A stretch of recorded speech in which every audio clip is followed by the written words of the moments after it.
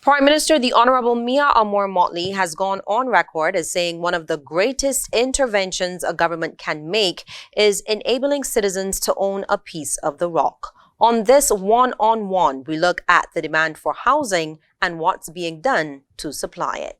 Our special guest is the Minister of Housing, Lands and Maintenance, Dr. the Honorable William Duguid. Minister, thank you for joining us. Thank you for having me. So let's jump right into it. Now, the National Housing Corporation, it was established to find housing solutions at affordable prices for Barbadians. Is it still serving its purpose? Yes, we are endeavoring to continue to find as many affordable housing solutions as we can for people. You would be aware that we've just launched our location to build 20 units in terms of quads, and they'll be at the corner of White Park Road and Country Road. And that is about to actually start construction on Monday, and we're very happy with that one. In addition, we've also been working at Todd's, where we're doing a ribbon development there, and 15 houses, of which some are complete, if are almost complete, some are in various stages of completion. And that project is working very, very well. And those houses have been allotted. I think they're in the 140, 150 range, house and land. And we're very happy with that program. And you would agree with me that that is definitely an affordable price. After that, we're about to start very shortly, once we get the board approval, for 10 houses at Rice's and 4 houses at Applewitz. And that will be another 14 houses that will also be in that general price range. So between the housing solutions in terms of quads for rental and also houses for sale, we're making quite reasonable progress in getting those done. We also have some land for sale at Deanstown. We would have had a land fair there. Some people would have put down their names, but then they would have dropped out from time to time for various reasons, not able to meet the mortgage requirements, things like that. And I think we still have about 12 lots there at Deanstown Heights, a wonderful location. The advertisement is on Instagram, and it encourages people who would be interested in those lots. I think they're $18 a square foot. When I went to National Housing, they were in the $24, $25 range. We made a decision to reduce that price to get them moving. We now have about 12 left. And if you're interested, you can go and look at the National Housing Corporation IG website and get that information to be able to purchase some land lots there at Deanstown. So we have lots of programs in terms of housing, be it land, be it rental units, be it houses for sale. And we're continuing to look for new and innovative ways to be able to house people in Barbados. And just for the sake of clarity, going back to the Todd's project, you mentioned that it was a ribbon program? Right, so a ribbon development is a development where the road is already there. So it's a bit of land owned by government or National Housing Corporation where you don't have to put in the road. Because one of the biggest costs when we come to develop land is to design the road, engineer the road, put in the road, and then put in the services, the drains, the water infrastructure, the electricity infrastructure. All of those things add cost. So if you can find land where you don't have to put in those because the road is existing there, and Todd's was one of those. So there was land bordering an existing road. So we go through and we look for those, and we look to see where we have places that the road is existing, that we have land, because then we just have to go and put in the houses. And that's why we're able to get going on some of those quickly by looking for ribbon developments. No, sticking with NHC, there's still a very long waiting list. Some people have been on that waiting list for more than 25 years. Yeah. What are you doing to help clear the backlog? So the first thing that we did when I went to the ministry is we hired some people to come on contract to look at that database, to see of those people that were on for 25 years, how many have found a housing solution, do not no longer require a housing solution. That was the first thing. But there is no government that can meet the need of the people wanting housing. It's too much. There are thousands of people on the various housing lists, and we just don't have the wherewithal to build all of those houses. But we prioritize and we do the best we can. Right now, we have been prioritizing fire victims. So people who, from no fault of their own, or who were sometimes even victims of arson. who have lost everything in a fire.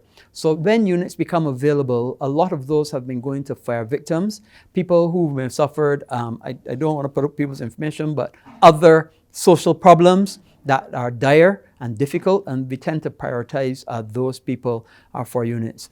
People must also understand, because a lot of people want to get rental units, but in the previous administration, they gave away thousands of rental units. So the National Housing Corporation does not have access to the numbers of rental units that it used to have.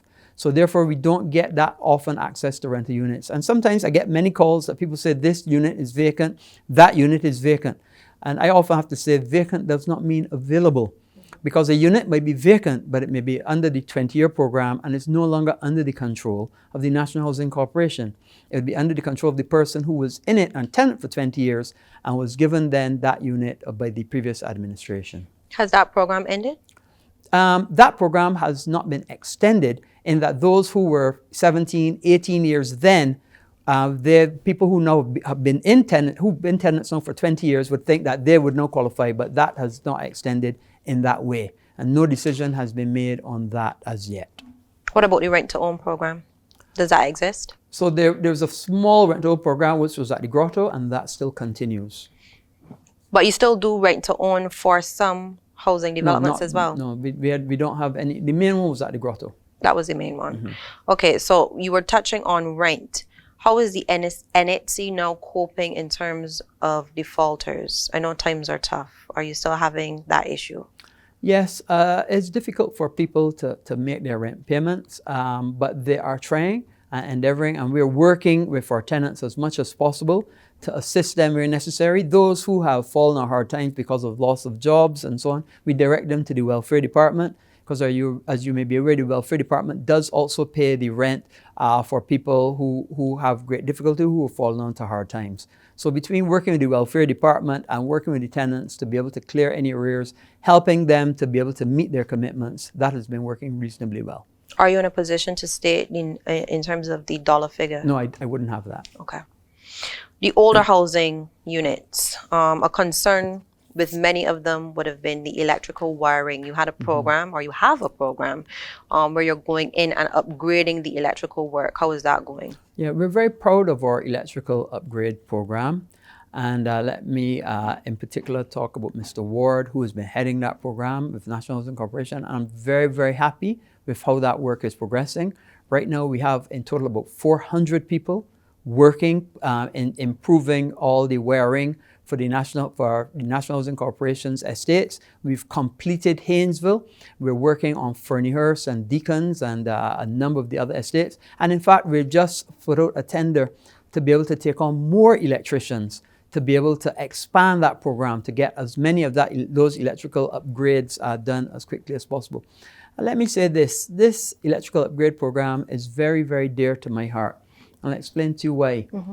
When I was a new Member of Parliament, I think my second month as a Member of Parliament, I got called to a house fire, which we think was an electrical problem in Pleasant Hall, West St. Matthias, in the Pleasant Hall housing estate. And 3 young people actually died in that fire at that time. And then the 4th person who went to the intensive care died a few days later. Her name was Pinky. And that is really dear to my heart, because to think that just an upgrade of electrical wiring could have saved people's lives is so important, and it's such an important piece of work that we have to do to protect our people. Because at the end of the day, you can lose a house, but you can build back a house. You can lose money, but you can make back money. Nobody can give back a life.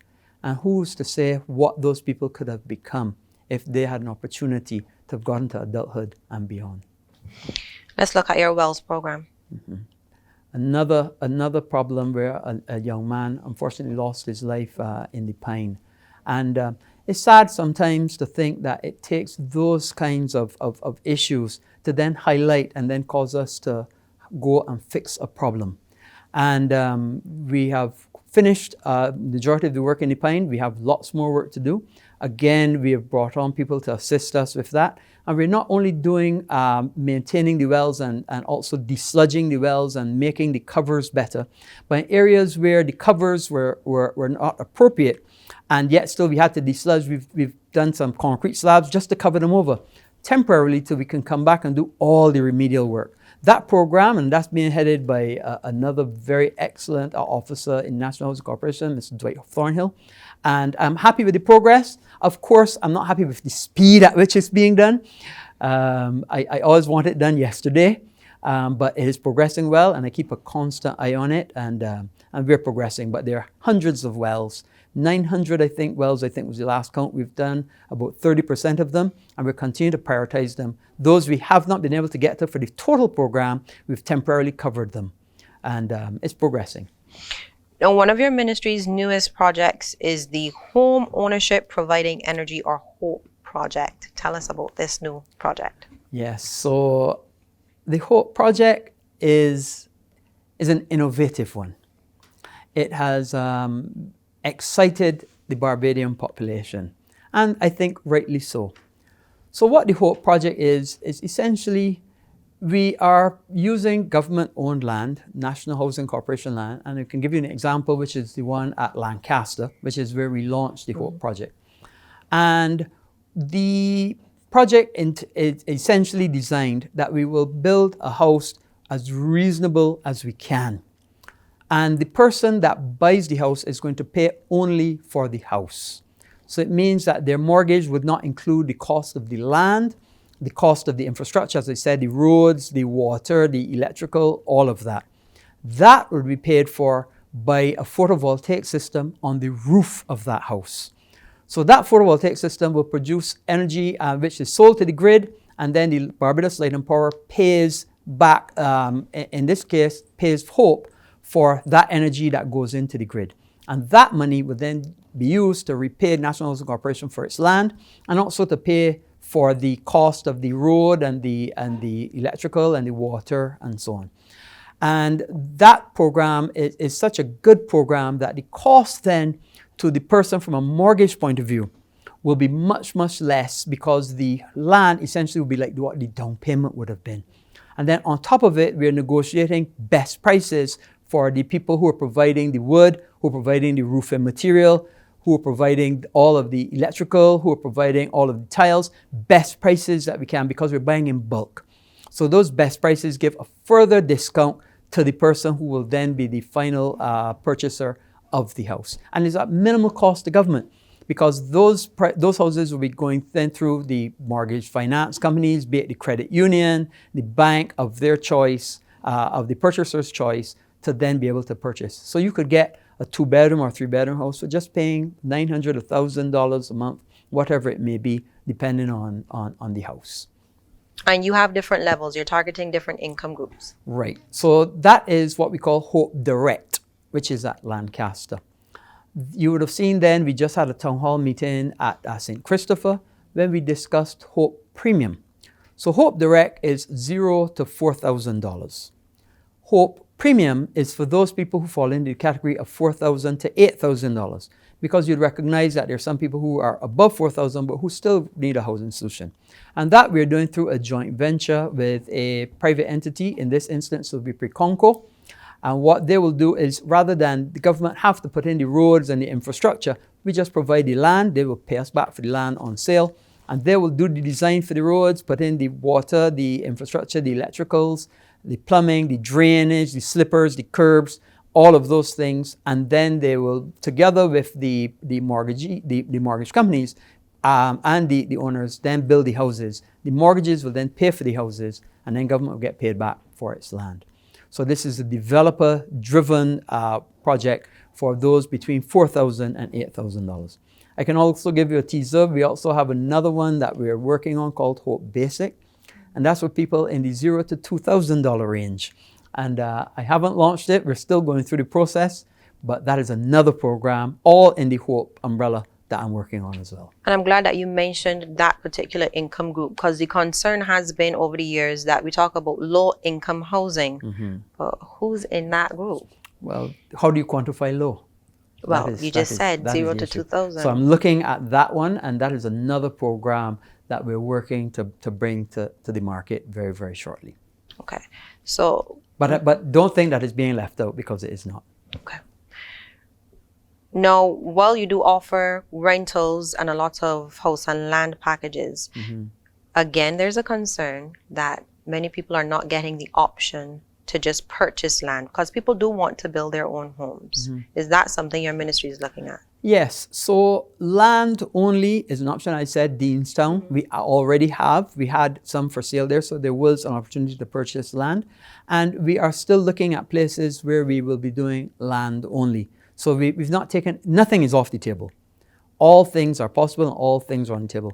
But I must say, my emphasis right now in this COVID environment is to be able to put people to work, to get jobs. And yes, when you do a land package, you will get some jobs in that the persons have to go into doing the construction of the road. But the most jobs are the construction of the house. And what we find is many people buy land, but then they never build the house. And many times you can go into a development that was land only. There'll be a house here, and then 2 lots are vacant, maybe overgrown. Then another house partly finished, not completed, only at ring beam level. Takes 2 years to get from ring beam level to put on the roof. And the development is not the best, and it doesn't provide the number of jobs. So yes, we are looking at land-only developments. We already have, as I said, at Deanstown Heights, and then we're looking at a few others that as we go forward. But my issue is, my main focus is jobs right now. My thing is to get people back to work. The construction industry has languished for a long, long time in Barbados. And if we can spark this economy, if construction can be the driving force to get this economy going again, to get people back to work, to get not only the carpenters and the masons and the tilers and the electricians, but also the delivery people, also the people that are working at the hardware stores, also those people that are assisting the landscapers, and all those things, that we can get this economy going, driven by housing, driven by road development. These are the things that we're focusing on. But yes, land available for land only, we're also looking at those. So you just mentioned jobs. However, as housing minister, what is your greatest concern? Wow, that's a difficult one. There's so many concerns. Right now, my greatest concern is emergency housing. Emergency housing. And it's another program I'm looking at. How can I get emergency housing for people? So often, house fires again, somebody has been evicted, can't get some place, living in somebody's cellar, living in somebody's backyard, because there's no access to emergency housing. And a house has fallen down, house has collapsed. In my own constituency, we had a house that collapsed, and we had a gentleman living in a backyard for a year because his house had collapsed. And so I think emergency housing is one of my greatest concerns. And also, let me go back, National Housing Corporation, something that I'm very proud of. Apart from the painting of the National Housing Corporation building, which I think it was an excellent opportunity for us to show that not only are we a housing ministry, but we're also into maintenance. Remember, it's not a Ministry of Housing, Lands and Maintenance. And we could not be in maintenance and not maintain our own building. And that building had not been painted for 20 years. And I'm very happy that we were able to get that building finally repaired and painted. But to get back to the issue of the National Housing Corporation in particular, and those areas of people getting access for emergency housing. And too often we have people who are in dire need of emergency housing, and we just don't have the units. We just can't house them appropriately. And I think that is my greatest need. I'm also very happy with our refunds program, where people have had a chance who would have paid deposits to the National Housing Corporation from 2007 and up to 2021, were not able to get back their deposits. And we've started that program. 140 people have gotten back their deposits, be it in bonds, a few in cash, and there are 540, I believe, altogether. And I'm encouraging people who would have gotten a letter from the National Housing Corporation to come in and make arrangements, give your details, so that we can get your deposits back to you as quickly as possible. Now, you mentioned emergency housing, and you mentioned a lot of the time it's as a consequence of house fires. Do you think there is a need for us to look at possibly having insurance, making it mandatory? Well, I do understand that, but where in the world is there mandatory housing insurance? I can't think of anywhere. So mandatory housing insurance is an interesting concept, but it's not something that this government has committed to at this time. Okay, so you are the Minister of Maintenance as well, as you would have Yes. alluded to just now. In terms of the maintenance on government buildings, you have been saying, it's costing government a lot to pay private landlords. I think it was $65 million a year. Yes. And you're looking at renovating a lot of these old government buildings. Yes. How is that program going? Okay, so that program is another very good program. So far, we've just completed, I wouldn't really call it renovations, but retrofitting of the old Sanitation Service Authority building. And that building will house the new digitization program under the Ministry of Innovation, Science and Technology. And we're trying to put as many of those buildings back into use as possible. The next one that we've started and progressing well is the gatehouse at the former Barbados Water Authority building. And we will be renovating all three of those buildings. So the gatehouse first, and that will house the QS, Quantities of Arrears Department for the Ministry of Transport Works and Maintenance. Then the middle building, which will be the warehouse building, that will then house the drainage unit. And then the three-story building, which will be what would be the administrative building, which is essentially a building that my wife used to work in. And it's interesting that the building that I used to go to pick her up from is now the building that I am the minister to renovate. And that building, we haven't decided who would go into that one, but we're certainly designing it, possibly with an elevator as well, so that differently able people will be able to access it and so on. But that will then, we haven't decided, but all three we're going to be renovating. We're also doing the old welfare department building, which is the one opposite the National Housing Corporation building on Country Road. And right now they are in the Weymouth complex. And once we get that renovated, they will be moving over to that building. We're also doing a lot of work at what was the old town planning building, because as you know, they had an environmental issue there. And they moved then to what we call the Warren's office complex. People know it as the Barack building. And we're finished the designs there, and we're going to renovate that building. That would be the Garrison, I think it's Block C, and in my constituency actually. And that will be renovated very shortly. We're also doing the school meals building, also on Country Road, to be renovated as well. That's not been in use for a long time. And another building that we want to do is the Reef Road building, which is the old Commerce building nearby the harbor. And the Barbados Revenue Authority, then who is currently at Mahogany Court, will then be going into that building. So yes, we have lots of plans to get all of these renovations done as quickly as possible. But as you would be aware, there's a process. We have to do the designs. We have to do the scope of works. We have to choose the contractor. It has to go through the tender process or the selection process, or has to use certain rules through cabinet. All of those have to be approved before we can actually start construction. It's a process, but we're following through that process every single day so we can get these buildings completed and handed over to the respective people who would then be occupying them. You also have the issue of sick buildings. Yes, that is another issue, and we have started to work on sick buildings. We think a lot of it has to do with how the buildings were first designed. Buildings were first designed in Barbados to be naturally ventilated, which means that there was no proliferation of air conditioning. People would open their windows. The buildings were designed that the air would pass through it, and the buildings would be ventilated that way. What has happened with the proliferation of air conditions, and in particular the split systems or the central systems, it means that buildings do not get that pass through. So you get a lot of dampness. And that dampness tends to then cause growth of mold and fungi and all sorts of things. So it meant that the design of the building that we had before does not fit the current utilization of the building. So therefore we get these itinerant problems. But we're looking at it, seeing what we have to do to improve them and to maybe change the way that we design the buildings for sure, knowing that now we're into the age of air conditioning, and also to retrofit to see how we can reduce mold and reduce the dampness that we currently experience. And you talk about renovation, the best one is the Parliament building.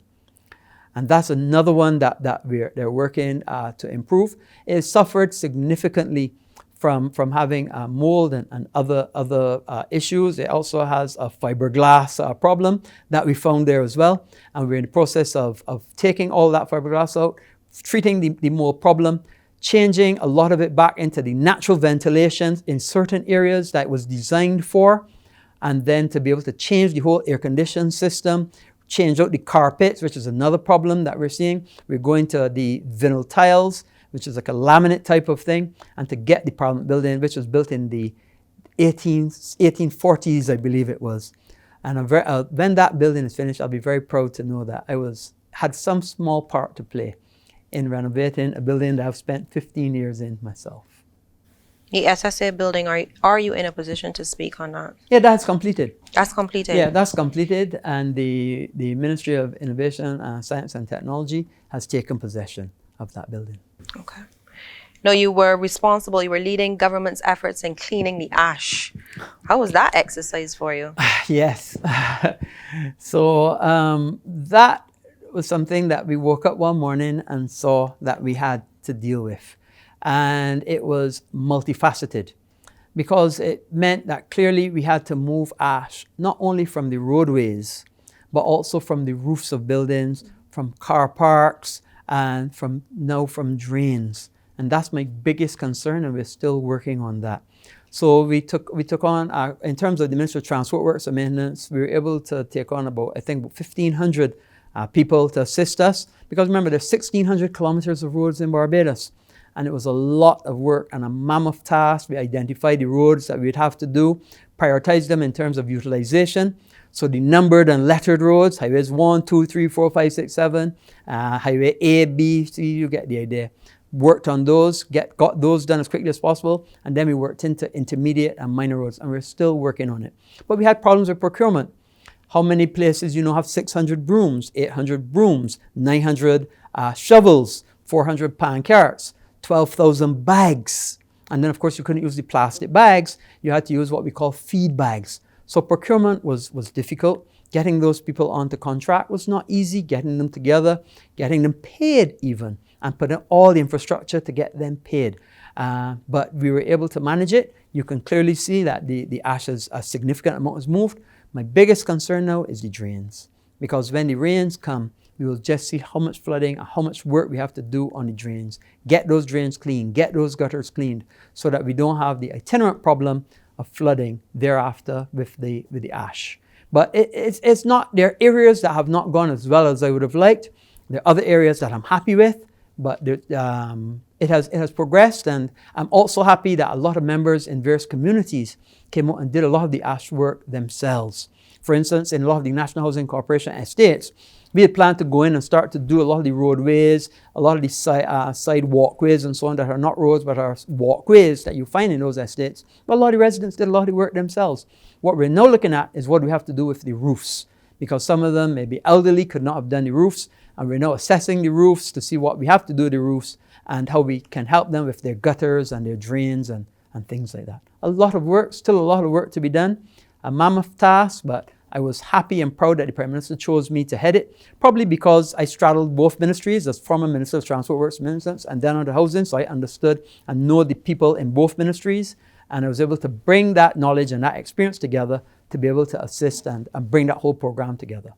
So another program that we're working on is to be able to what's called declaring a district, a registration district.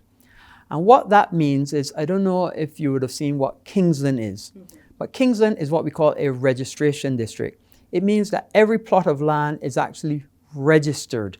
So it has a very specific conveyance, which is very specific. And in fact, the conveyance has the coat of arms on it at the front, and it's a very distinct kind of conveyance that you will see, separate from a conveyance that you will see from another piece of land that you may have bought or purchased somewhere else. And the advantage of having a registration district is very precise in terms of its boundaries. And you would no longer say, for instance, you were to lose your conveyance. Normally when somebody loses a conveyance, you often see in the newspaper that this person has applied for a copy of title because they've lost their conveyance and they have to go through this process and so on. With the registration district, you don't have to do that, because you will now have good title because it's in a registration district. So the last registration district was declared when Liz Thompson was the Minister of Housing. And that was about 20 years ago, 18 to 20 years ago. And we are in the process to now do another registration district. And that is something that the ministry has been working on for a long time. And I should be in position very, very shortly to declare another registration district that's not been done for such a long time. So it would mean that people who may not have good title, once they're in that district, will be able to get good title, which means that they'll be able to take that title to the bank and borrow some money on it if they had to send their child to university, if they had to get a medical procedure, things like that, to give good title to people, to empower our people, to give them access to finance, access to funds that they can use to invest in a home, invest in a building, do repairs, educate their children, things like that. It's about empowering people, giving people a chance. You know, I often say, life is not about intelligence, life is about opportunity. And so many people don't get opportunities. And what we need to do as a people and as a government is to give our people opportunities to improve themselves. And that is why I see this registration district as one of the shining lights of the Ministry of Housing, Lands and Maintenance.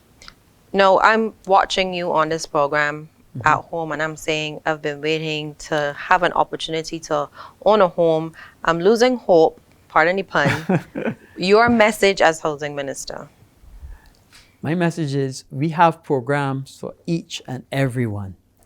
Yes, we cannot meet the demand, but we're going to meet some of it, and we're going to continue working at it till we get as many people housed as we possibly can in whichever solution meets their pocket. Minister Duguid, thank you so much. Thank you. And that was the Minister of Housing, Lands and Maintenance, Dr. the Honorable William Duguid. Now, another one of the major components in owning a home is the mortgage process. It's also scary for some potential homeowners. And that's why we spoke to former banker, Mr. Trevor Springer, who is joining us now via Zoom. Good evening, Mr. Springer. Thanks for joining us. Thank you, Lisa. Thanks for having me. I want you now to explain for us the entire mortgage process. What do I need to bring in, and how soon do I need to talk to my banker? A mortgage is a facility where you're going into purchasing your home, and this purchase, which is basically the most important purchase that you would have in your lifetime, and it can be amortized for a period of time, whatever is best suited for you. It can range from 10 years. Most financial institutions will probably go up to 30 years, depending on what you qualify for. The term you mentioned just now, amortize. What is amortization? That is the amount of years that you would have your mortgage for, the amount of years that you would be paying back this loan that you have. So as a former banker, if I go into the bank, what are some of the steps that you would take me through to acquire this mortgage? Well, the first thing that I am going to do would be to ask you for your basic information. That would be your current financial situation. Before we go any further, we would want to know a snapshot of what we are dealing with you as a customer coming to acquire your mortgage. You would tell us basically what your income would be, what your debts, your assets would be, and we would basically put this, we would calculate for you what your debt ratio is, and if you can qualify for the mortgage. These days, it can be even simpler. If you're going to a bank to get a mortgage, you can actually pre-qualify yourself by going and look for a mortgage calculator and put in the basic information that you would need to say, can I qualify for this mortgage payment? What's the biggest error you found over the years that people make when they come into the bank to acquire a mortgage? Basically, people do not know what they want. They have this dream of acquiring a property. They want to own, as people say, the piece of the rock. They have these fantastic ideas of the house that they want to have, but then they don't take into consideration, how are we going to pay for this? And then they come and they may even engage the services of a builder, an architect. And then you have a cost, and then you come into the bank to realize, well, I can't afford $400,000. So then we have to start the process all over again to determine then what you can qualify for. I'm glad that you mentioned the process, because sometimes it takes upwards of 6 months. Why does it take so long for something like that to be finalized? The mortgage process can be long, it can be tedious. In some instances, it can be short as well, but it depends on the lender acquiring the documentation to process the mortgage. That in itself can be a short or long process, but once all the information is received, the approval process should be a short one.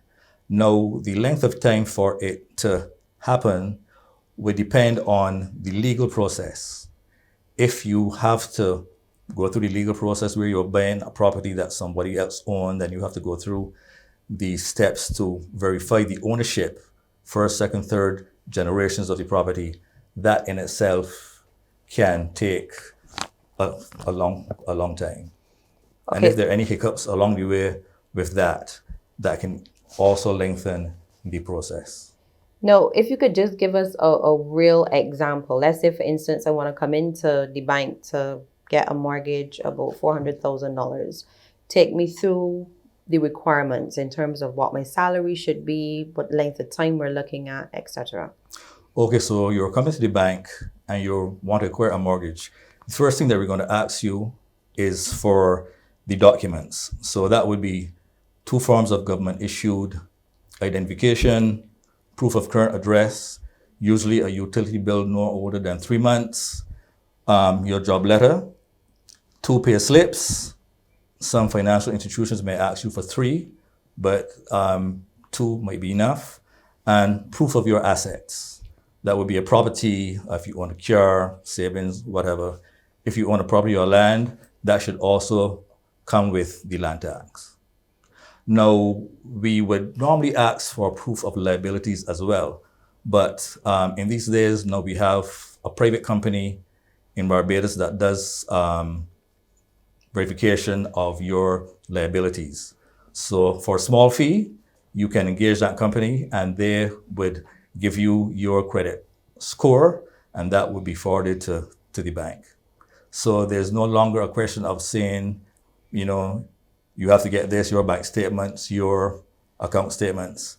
And it basically helps the bank because, as I always tell people, there are 2 persons in life you should be straightforward with, your doctor and your banker. Because at the end of the day, those are the people that would guarantee your health and happiness as you go forward in life. So the credit bureau now circumvents that, having to get that information because it's already there for your credit score. And when you're doing an assessment to see if somebody is fit for a mortgage, what exactly are you looking for? What's the key thing you're looking for? You're looking at the person's debt to income ratio. Usually, most lending institutions would go up to 43%. That would be the threshold in most cases. A good amount for most people is no. It could start at 35%. 35% is perfect for your debt ratio. And that is key. So that is where then we would have your assets and your liabilities. And that is a key indicator to the lender that you can qualify for this mortgage. What a lender does not want to do is to take it too close to the border, because you do not want to give somebody a mortgage and then they're living, as people will say, hand to mouth. We want you to have an ease. We want you to be comfortable in the payments that you are making when you have your mortgage. When you leave the lender, you should be satisfied. You should be happy to know that apart from having your home, that you can live comfortably in it and even have a little savings at the end of the day. So that is one of the things that a lender would look for when authorizing a mortgage. I'm glad you mentioned the savings aspect, because ordinarily sometimes when people do go to access a mortgage, they really don't have much savings after, because they use that in most instances for the deposit. Your advice to people where that's concerned?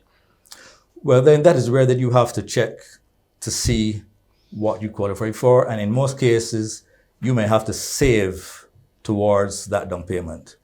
There are some lenders that would give you 100% financing, but if you really want to have the property that you want, you might have to save a little, put aside some funds every month to get to that deposit. And then you also have to look for the legal fees. Legal fees is very important in the mortgage process. So along for saving or having the down payment, you should always also have the amount for the legal fees. So that is where then they have that conversation early with your lender to see what you qualify for. There's nothing wrong with having these thoughts in your head, and you take it to your lender to have that conversation to say, I'm thinking of a mortgage, maybe not right now, maybe next year. I've just started to work, but I'm planning for my future, and I have a mortgage. I want to own my home at some point in time. And that is where then the conversation will start to what you have now and what you need to get to have your mortgage in 2, 3, 4, 5 years. So that is where the savings component of it and what you project you would need to have that down payment and your legal fees at that point in time. You mentioned that you want to see a job letter, etc. What if I'm a self-employed person and I'm coming into the bank to access a mortgage? How difficult is that? Good question. For self-employed, you should have 2 to 3 years income tax statements. Audited financial statements is also something that a lender would accept. If those are not to hand, you can also have business account statements for 3 months. That would include information for your expenses, gas, utilities, materials used, etc. There are some people who might be a small entrepreneur, plumber, carpenter, who may not have these things. Some lending institutions would also go for your bank statements, your savings statements, which would show deposits going in and coming out. The challenge with a bank statement is that it doesn't really show the difference between what you're using for personal and business. So you would then have to identify that to the lender. So I would always tell people, if you have a business, have 2 accounts. Even if it's just a savings account, have an account specifically for your business and one for your personal. And a period of 3 years is something that a lender might use to determine your if you can get a mortgage as a self-employed person. Tips that I would give for any person who is desirous of getting a mortgage is, first thing, make sure that you are comfortable with your mortgage payment. Have an in-depth discussion with your sales officer to make sure when everything that you have and you are currently paying for right now, that when you add that mortgage payment to it, that you are comfortable at the end of the day. That is one tip. As far as the documentation for a mortgage is concerned, when you have that mortgage letter or that commitment letter in front of you, make sure you read it thoroughly. Make sure you understand what it is saying before you put your signature to it. Make sure you are clear, crystal clear with whatever is in that mortgage. You should ask about fees. There are things that people forget, that in banking and lending, there are fees. Negotiation fees, commitment fees, early withdrawal fees, closing your mortgage early, there's a penalty for that. Hidden fees. You may even want to discuss the legal costs with your lender. Not that they would be able to give you a thorough assessment of the legal costs. That would be between you and your lawyer. But all of these things that you should discuss when you are going to sit down with a mortgage. Thank you very much, Mr. Springer. That is Mr. Trevor Springer, a former banker. And I am Lisa Lord, and this was One on One.